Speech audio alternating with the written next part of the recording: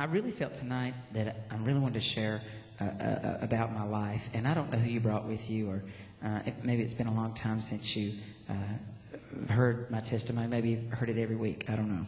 But you know, when God does something in your life, it is pretty awesome. And you just want the world to know the truth and know what sets you free. Now, I was not raised in a Christian home. Most of you know that. And some of you don't. A lot of people think, well, you know, he's got it all together. He's Mr. Christian. He's all that. Well, not really. I wasn't raised in a Christian home. My father was a very abusive alcoholic.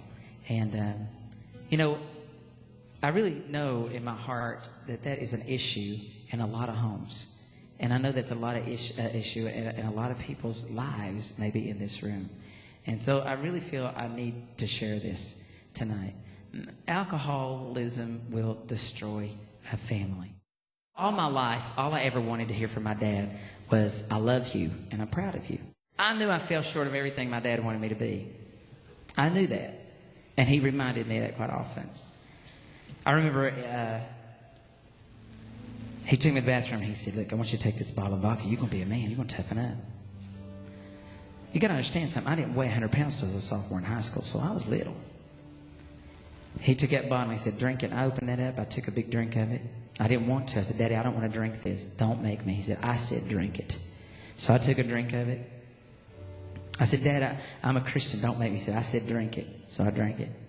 Drank some more. And I started vomiting, throwing it in the sink. And my dad, he threw me to the floor and he stomped me and poured the rest of the bottle on me. He said, you're trash and you're no good. You're never going to amount to anything. You'll never be a man. You know, I'd paint my real pretty face on here, out here, this mask when I'd walk into the school, and I'd let everybody at my high school think that everything was A-okay. But at home, I was Daddy's little punching bag. That was what I felt like. Nobody knew, because I couldn't tell them. I was ashamed of my family. Inside my heart, Hebrews 12 says, be careful, lest the seed of bitterness spring up you and defile many. And in my heart, I started hatred. I started hating my dad. But I'd lie. I'd go to church and I'd get on my knees, Lord Jesus, save him. Save him. I love him, God. I love him. I just hate the way he does. I love my daddy. I just hate him. I hate the things he does. But inside me, you know what? That was a lie. Because in here I hated him. Because if my dad had burned in hell, I felt he deserved it for the way he treated us. One New Year's Eve, my dad got drunk. He had broken his foot that day, so he'd taken some pain medicine. So he's taking pain medicine and drinking. You know what that's like? They get a little crazy. That night, my mom had gone to a party. And she was gone away. And when I heard the car pull up, I could see my dad. He was really angry. He said, I'm going to kill her when she gets in here.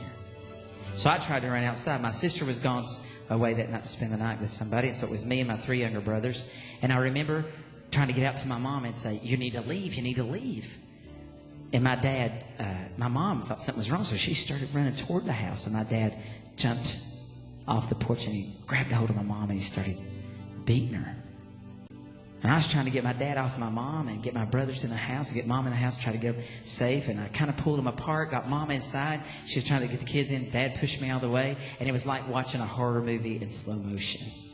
And I was trying to run through the house and I was getting to the back door and I was trying to get the door. And like I was trying to tell my mom, you know, I was praying and talking out loud. I don't know what I was doing. I was saying, help her, God, help her. I remember saying that. And she got the slide bolt loose. And she ran out the back door. Meantime, my brother Randy next to me, who I shared with you a little bit earlier, he ran over to the neighbor's house and literally tore a glass storm door off the neighbor's house and threw it in the yard. He was 14 and he beat the glass down. And he was so excited. Call the cops, call the cops. You got to do something. That time, my dad had caught up with my mom at the neighbor's house on the lawn. And he threw her down on the ground and he straddled her and he started beating her with both fists. I ran over and caught up with him and trying to get my dad off my mom and looked back and I saw my little baby brothers, Gerald and Shannon, standing on the porch in their underwear, freezing cold, ice on the ground, and they were screaming, "Please, Daddy, don't kill Mommy. Please, don't kill Mommy."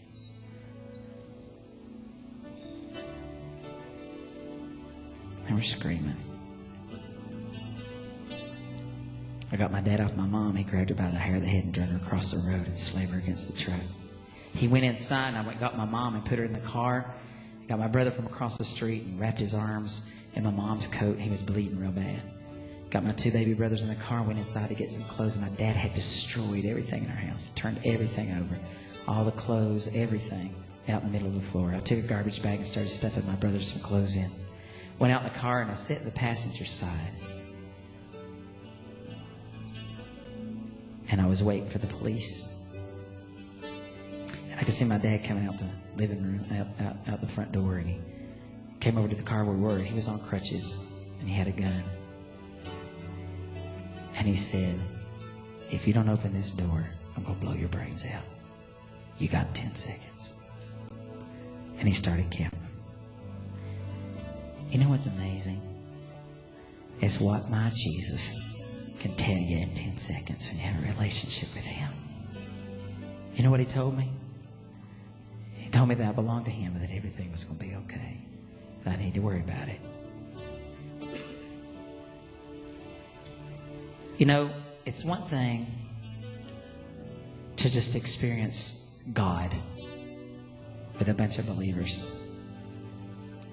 It's another thing to walk with him and to know that he's all you live for and that it's real. That night I remember cracking the window and looking at my dad and saying, "Daddy, you can pull the trigger because I know where I'm going." And I shut my eyes and I braced myself for a bullet.